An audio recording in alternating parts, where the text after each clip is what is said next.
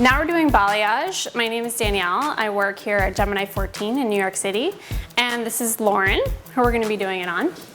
And basically, we're gonna be using the balayage technique to soften the line between her darker roots and her lighter ends, but keeping with sort of the ombre look and the rooty look.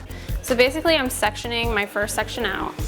And I'm just gonna be doing balayage sort of through the top, heavier around the face, and a little bit in through the sides, because that's all she really needs. So I'm sectioning out my first section. I'm gonna clip it back. Now, balayage is hair painting, so you're not using any foils. You're just using a brush and some bleach. So you always wanna wear gloves. And you really it's all about looking at how the hair falls, how it's moving, and basically where you want to put your highlight. And that's the cool thing about it, is that you can really target a specific area and highlight where you want. Versus doing a foil, which is much more of a technical sort of system that doesn't allow you as much freedom and creativity and placement. So I'm gently dipping my brush and doing light strokes in sort of a V method through the hair. It's really like you're painting lightly on a canvas. And you want to make sure you get all points covered, for when she pulls her hair back. So she has some nice pieces right around her face in the areas that they would naturally be. I feel like it all started with Giselle.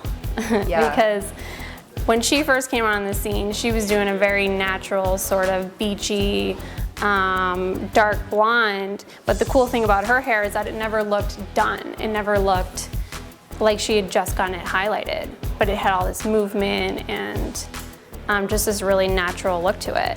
And how they did that was with balayage. They would paint on her hair, but they would never go fully to the root, and that allowed her to have a darker root and a more natural look. And I think it just kind of kicked off from there. And then with Drew Barrymore bringing on the whole ombre effect, that's really how it all started. But balayage has been around for a really long time. But I think that it comes from Paris, but I think in the States it's only sort of picked up in the last maybe decade or so. Mm-hmm. You just dip your brush in the bleach and get a very light application of bleach on the ends. And you just want to be as neat as possible. And you're literally just using the tip of the bristles to lightly paint, so that's why you want to use very little product and just add more as you need it. And then to create some lightness through the ends, I'm just gonna do a heavier application once I get down to the ends and just kind of really get it all saturated. And that's what creates that darkness to lightness look. You wanna wipe your brush after each time, keep it clean, and then you section out each section with some saran wrap. Okay. It protects it when I drop my next section. Mm-hmm.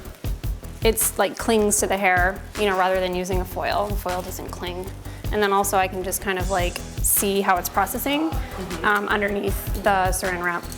So you drop your next section. And it's really all about looking at the hair, how it's moving, to see where you want to put your next highlights. And you can really afford to take like a really big section, because again, you're not putting it in a foil. You're painting right on it. So through the top, you're painting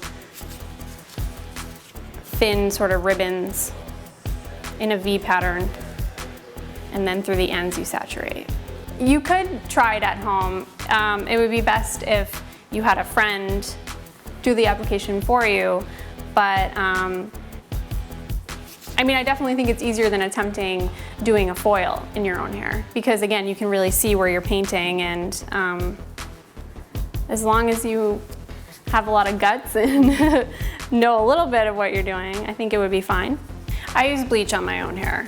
With balayage, you're primarily using bleach. Some people do it with permanent color, and you can, but when you're dealing with hair that has already been colored, generally the only thing that'll lighten it will be bleach. Okay, so now we're gonna start on the second side, which is basically going through the same motions as the first side.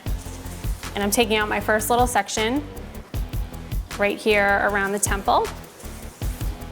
And I'm basically gonna be doing the same thing up until I get to the top. So now we're moving on to our last section,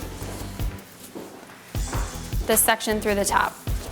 Kind of want to mirror what you did on the other side through the top, but not too closely. So the front piece is really important because that's what's going to frame her face. And you want to make a statement, but not have it be overpowering. So your V's, you know, you want to make them a little bit thicker so she gets that nice ribbony highlight right around the face. But you still want to be able to like blend it into the ends without it looking too overpowering. So now that we've finished the sides and the top, I'm going to put a few right in through the back of the crown, and that'll be it. In the back, I'm not starting as far up or as close to the root as I did through the sides and the top, just because in the crown it's nicer to have a little bit more depth. Makes it look a little bit more natural. So I'm starting further down from the root. So you can see I started a little bit further down, so she's going to have more depth in through here, which is what we want. So I'm going to cover the very top with the last bit of saran wrap. Now we're going to let her process for about 15 or 20 minutes on each side, and then we'll get her shampooed, toned, and ready to go. This is the end result of the balayage and the base break for the ombre effect.